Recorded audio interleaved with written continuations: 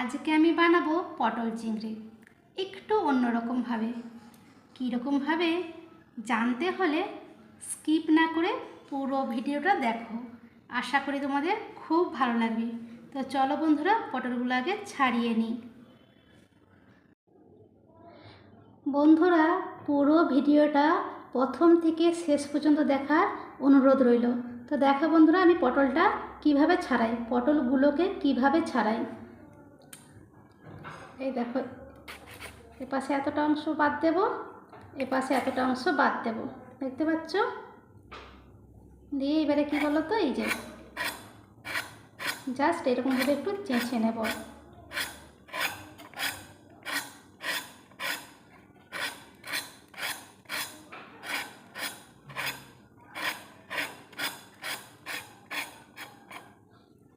দেখো কিভাবে করলাম, দেখতে পাচ্ছ? এবারে যেটা করব সেটা হচ্ছে এই যে এইভাবে, তোমরা ছুরি দিয়েও করতে পারো। আমার ছুরি দিয়ে একটু অসুবিধা হয়, তাই আমি ছুরি দিয়ে করবো না, আমার চামচ দিয়ে বেশি সুবিধা হয়। তো দেখো, এই যে চামচের পিছনটা দিয়ে ভালো করে এই যে এইরকম করে ভিতরের অংশটুকু বের করে নেব। ভিতরের যে আঁতিটা বের করে নেব, বুঝেছো?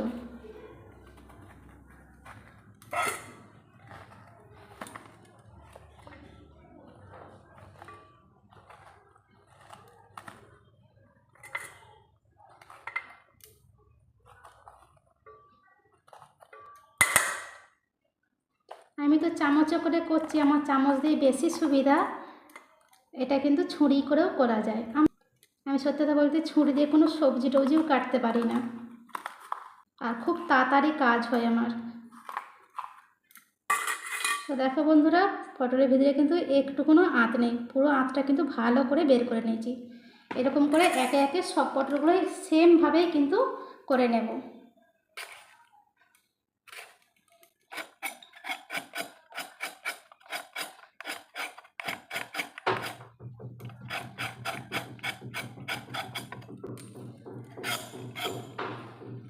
দেখো ছাড়িয়ে নিয়েছি, সেমভাবে আবার ওই চামচ ভিতরে দিয়ে পুরো আঁতটাকে বের করে নেব। ভিতরে যেমন আঁত একটুও না থাকে, বুঝেছো?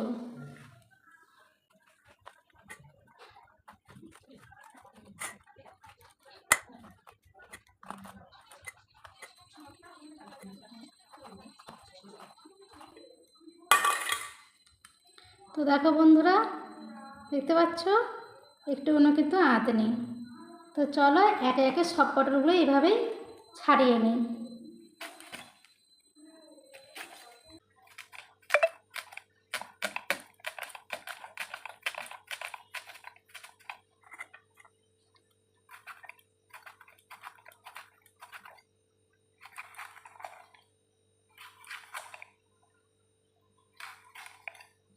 কুটাকুটির কাজগুলো তো হয়ে গেল, এবারে চলো বেটে নিই, তারপরে আবার তোমাদের সামনে আসছি। দেখো বন্ধুরা, অফ ক্যামেরায় কী কী কাজ করলাম। পটলগুলোকে ভালো করে ধুয়ে নুন মাখিয়ে রেখেছি, একটা আলুকে 4 ফালি করে সিদ্ধ করে রেখেছি, আর এখানে একটু পেঁয়াজ বেটেছি, একটু আদা বেটেছি, একটু রসুন বেটেছি, আর কয়েকটা কাঁচা লঙ্কা কুচি কুচি করে কেটে রেখেছি। আর একটা কাজ করব, একটা ছোট গামলা নিলাম, এবারে দেব বেসন, পরিমাণ মতো নিলাম বেসন। এবারে দেব একটু কালো জিরে, আর দেব একটু নুন, দিয়ে জল দিয়ে ভালো করে ফাটাবো। তা ফাটিয়ে নিই, তারপর আবার আসছি তোমাদের সামনে। দেখো বন্ধুরা, বেসনটা কিন্তু আমার ভালোভাবে ফেটানো হয়ে গেছে। আর তখন তো তোমাদেরকে দেখালামই যে পটল থেকে কিভাবে আঁতিগুলো বের করেছি, আর একটা পেঁয়াজ কুচিয়েছিলাম, আর একটা টমেটো কুচিয়েছিলাম। তা চলো গ্যাসটা দেরি না করে জেলে দিই।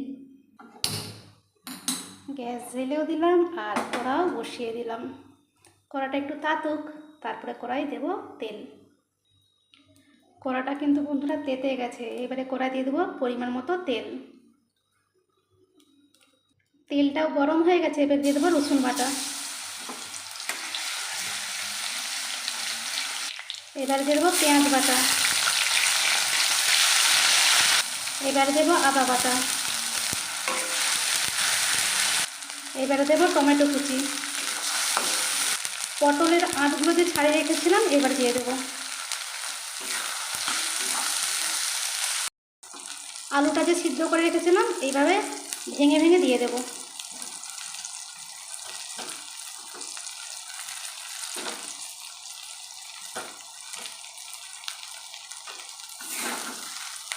এইবারে চিংড়ি মাছগুলো এর উপরে দিয়ে দেবো। এবারে কোচানো পেঁয়াজগুলো দিয়ে দেবো। এবারে দেবো হলুদ গুঁড়ো, দেবো লঙ্কার গুঁড়ো, আর দেবো পরিমাণ মতো নুন। এবারে কোচানো লঙ্কাগুলো দিয়ে দেবো। পুরটা পুরোপুরি রেডি হয়ে গেছে, চলো একটা পাত্রে ঢেলে নিই।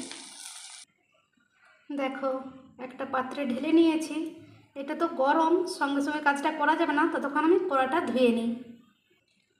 এটা করব, দেখো একটা করে পটল নেব, আর এই যে পুর দেখতে পাচ্ছি যে পুর, এইগুলোকে কী বলো তো ঠাসা করে এই পটলের ভিতরে ঢোকাবো, বুঝেছো? ঠাসা করে পটলের ভিতরে কিন্তু ঢোকাতে হবে।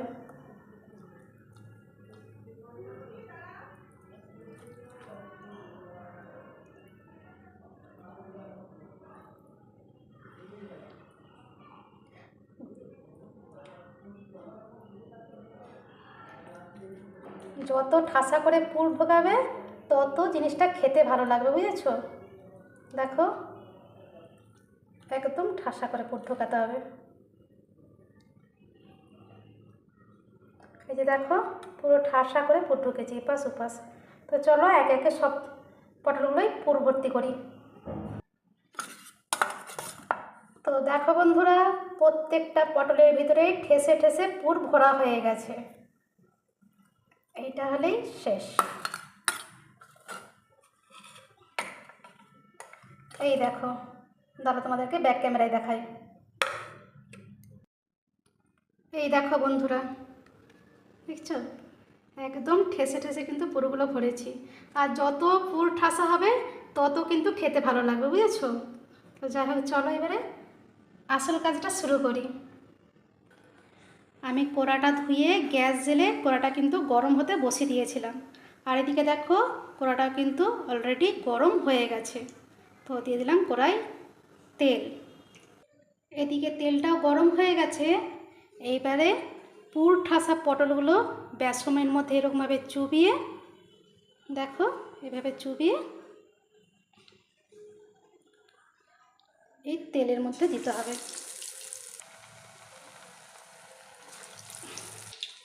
বন্ধুরা এটা কিন্তু একদমই মৃদু আঁচে ভাজতে হবে, দেখতে পাচ্ছ? তাহলে কি বলো তো, মৃদু আঁচে যদি ভাজা হয় বেশ ভালোভাবে ভিতর দিক দিয়েও পটলটা ভাজা হবে, প্লাস সিদ্ধ হবে, বুঝেছো? খেতে ভালো লাগবে।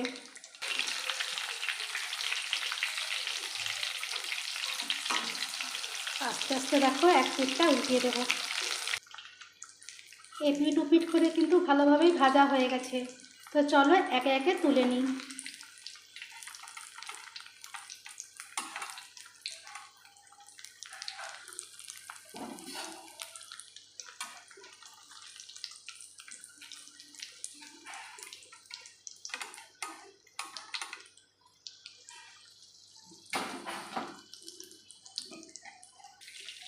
তো আর 3টে পটল ছিল, সেগুলো কিন্তু একই সেমভাবে তেলের মধ্যে দিয়ে দিয়েছি। আর দেখো আঁচ কিন্তু এইরকমই মৃদু রেখেছি। মৃদু রাখলে আগেও বলেছি তাহলে পটলগুলো ভালোভাবে সিদ্ধ হবে, এমনকি ভাজাও হবে, খেতেও খুব সুন্দর লাগবে। তো চলো এইগুলো সেমভাবে ভেজে নিই।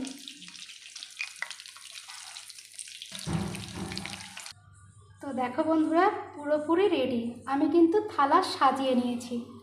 তা যাই হোক বন্ধুরা, পটল চিংড়ি বা পুর ভর্তি চিংড়ি তোমাদের কেমন লাগলো অবশ্যই কিন্তু আমাকে একটা কমেন্টস করে জানিও, তাহলে আমার ভালো লাগবে। আর যদি তোমাদের ভালো লেগে থাকে তাহলে অবশ্যই ছোট্ট করে একটা লাইক দিয়ে আমাকে ভালোবাসা দিও। তো চলো বন্ধুরা আজকের মতো রাখি, টাটা। আর হ্যাঁ, তোমরা কিন্তু বাড়িতে অবশ্যই ট্রাই করবে, আর কেমন লাগলো খেতে আমাকে কিন্তু অবশ্যই জানাবে। আর পটল চিংড়ি বা পুরভর্তি চিংড়িটা কিন্তু এই সস দিয়ে খুব ভালো লাগে খেতে। তো চলো বন্ধুরা, আজকের মতো রাখি, টাটা।